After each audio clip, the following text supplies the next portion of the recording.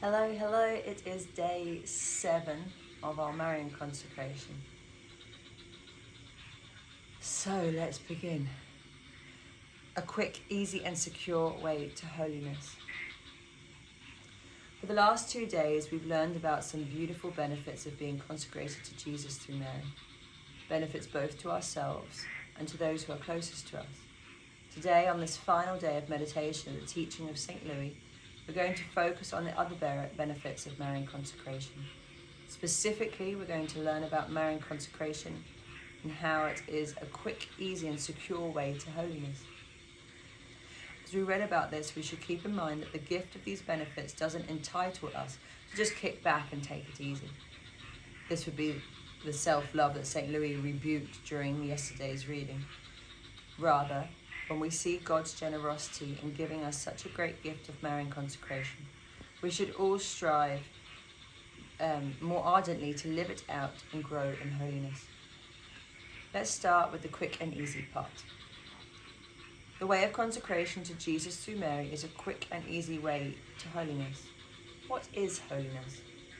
Dying to self. And this definitely is not easy.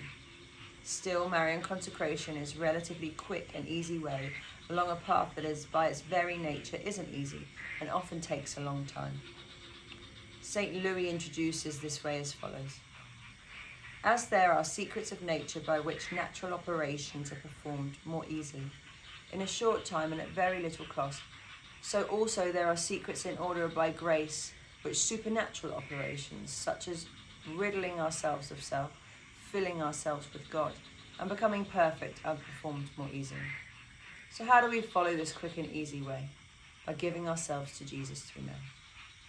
Mary leads us to Jesus and makes the road to holiness quick and easy, even though she doesn't take away our crosses. In fact, those who are particularly beloved by Mary often have more crosses than others. But Mary makes the crosses sweet and light. It is quite true that the most faithful servants of the Blessed Virgin, being also her greatest favourites, receive from her the greatest graces and favours of heaven, which are crosses. Like what they were saying yesterday about if we only knew how suffering gives us increased degrees of holiness, or increased degrees of heaven, something like that, wasn't it?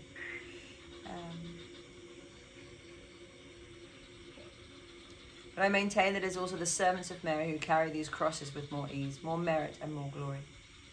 That which would stay the progress of another 1,000 times over, or perhaps would make him fall, does not once stop their steps, but rather enables them to advance, because the good mother, all full of grace and all of the unction of the Holy Spirit, a new word, prepares her servants' crosses with so much more material sweetness and pure love as to make them gladly acceptable, no matter how bitter they may be in themselves. Just as a person would not be able to eat unripe fruits without great effort, which he would hardly keep up, unless they had been preserved in sugar. We make more progress in a brief period of submission to and dependence on Mary than in the whole years of following our own will and relying upon others. By this practice, faithfully observed, you will give Jesus more glory in a month than by any other practice, however difficult in many years.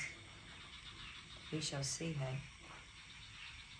True devotees of Mary have such facility in carrying the yoke of Jesus Christ, and they feel almost nothing of its weight. It's again one of my favourite verses. My yoke is easy and my burden is light. It's such a great one. So the way of Marian consecration, true, is quick and easy, relatively speaking. As St. Louis says elsewhere, it's like the difference between a sculptor who makes a statue through long weeks of hard labour, hammering away with a chisel, and another artist who makes the same statue quickly and easily by using a mould. Mary is the mould that forms us perfectly, quickly and easily into other images of Christ. I love that. The difference between hammering or just being soft and being moulded. I found that actually with my fast over the last week, that today when I returned to yoga for the first time, I was able to sit in Padmasana, which is which is lotus pose at the end with no issue, which is not something I've really been able to do before. And I see that because of the fact that I've been softening, not because I've been pushing myself into that pose, but because I let go of loads of stuff and softened into myself, let go of armor, protection, and maybe a little bit of muscle, but in that whole process I've let go of tension. So now from this place of softness, I can be rebuilt. It's a great power in allowing yourself to rest, because it's like this. It's rather that when you're not resting, you're kind of like chiseling at the hard stone trying to make something. Whereas when you rest and you're soft and at ease, you can be more easily molded. We'll now close these reflections on the wonderful benefits of Marian consecration by letting St. Louis describe how this way is also a secure path, meaning that as we walk it, we're particularly protected from and defended against evil. Mary puts herself around her true children and accompanies them like an army in battle array. Shall a man who has an army of 100,000 soldiers around him fear his enemies? A faithful servant of Mary, surrounded by her protection, has still less to fear. This good mother would rather dispatch battalions of millions of angels to assist one of her servants than that it should ever be said that a faithful servant of Mary, who trusted in her, had to succumb to the malice, the number, and the vehemence of his enemies. Today's prayer. Come, Holy Spirit, living in Mary. Help me to praise you for such a quick, easy, and secure path to holiness. Say it again together. Come, Holy Spirit, living in Mary. Help me to praise you for such a quick, easy, and secure path to holiness. So that closes week 1, which is St. Louis' teachings on consecration. I find it interesting because, whilst I maybe expanded or discussed some of the language or upon stuff, I don't feel like I've learned anything I don't know. I've just learned it through a different lens. And I feel a little bit like I've been like there's been an attempt the main teaching has been to convince me that I need to do it. I don't know how you feel, but I feel that most of the teachings are like, here's why it's a good idea. Here's why it's a good idea. Should we do this? Yes, we should. And I kind of feel that, okay, what am I taking away from it? What I'm taking away from it is just to pray and ask. To ask so that I can receive. To ask to make a request to the part of myself that is pure love, my inner Immaculate Mother, to guide and lead my life.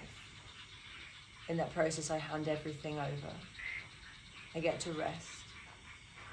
I say, I can't do this alone, you know better than me. And when I say you know better than me, I'm saying you, purity, know better than me, ego, the mind. So it's almost, in the most simplest, non-denominational of terms, a surrendering of the mind to the heart. I see that we look at examples of people who have walked this path and hold this energy because it's easier for the mind to make sense of it, because our mind can't fathom the limitlessness of God. So if we put God into human form and we look at that figure and see what they were doing in the world, then we can contemplate and meditate upon their actions how they live, what it might look like, and that can settle the mind and allow us to be more in the heart. So that's my takeaway. It's finding whatever means you can for your mind to relax, for your being to feel safe, so that your heart can open and that part of you can lead. And from that part of you leading, offering everything that comes out of it in love to everything that exists as equal. So thank you so much for joining me on week 1. Begin week 2 tomorrow. Yeah. Any reflections, always welcome to reach out to me. Until then, see you tomorrow. Lots of love.